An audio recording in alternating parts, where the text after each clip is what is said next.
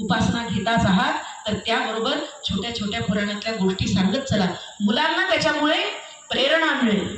मी हनुमंतरायासारखी उपासना करावी, बल मिळवावं. अंजनीचा सूत तो विद्वान होता, त्याचे वडील वेदशास्त्र संपन्न होते.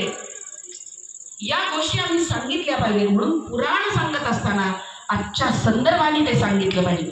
भागवत कथा करा, पण भागवत कथा करताना त्याच्यामधले फुसके संदर्भ देऊ नका. उगाच गोल गोल काहीतरी देवदेव कर नाही. राष्ट्र देवो भव या एका केंद्रीभूत उद्देशाला समोर ठेवून तुम्ही सगळ्या कथा करा. देश पुन्हा सुसंपन्न होईल, उन्नयन होईल आणि पुन्हा हिंदू संघटित होईल, यात मात्र शंका नाही. आम्ही कमी पडतोय. आम्ही आमच्या संस्कारांचा विचार पुन्हा केला पाहिजे. हा विचार आज मनामध्ये कोरून ठेवा. माझं कर्तव्य मी पार पाडीन ही शपथ मनातल्या मनामध्ये आज घेतली पाहिजे. आणि हे हिंदू संमेलन विराट होवो, संकुचित विचारांनी आम्ही काय करावं यासाठी प्रश्न किंवा मंथन करण्याची वेळ न येवो, ही प्रार्थना हनुमंतरायाच्या चरणी करते आणि तुमची रजा करते.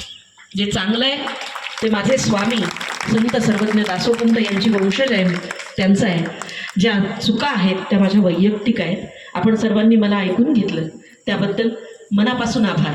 या ठिकाणी मला विचार व्यक्त करण्यासाठी इथल्या संयोजकांनी बोलवलं त्यासाठी त्यांचेही आभार. व्यासपीठावरच्या आदरणीय पूजनीय महंतांना पुन्हा एकदा नतमस्तक होते आणि वाणीला विराम देते. धन्यवाद.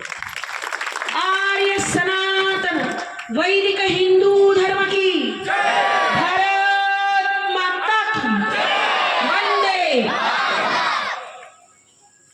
धन्यवाद ताई. आपण हिंदुत्वावर अतिशय प्रकटपणे आपले विचार मांडला याबद्दल मला नेहमी स्वातंत्र्यवीर सावरकरांचं एक वाक्य नेहमी आठवतं. हिंदू म्हणून प्रत्यक्ष इंद्रपद जरी मिळाले तरी ते लाथाडून मी शेवटी हिंदू म्हणूनच मरेल.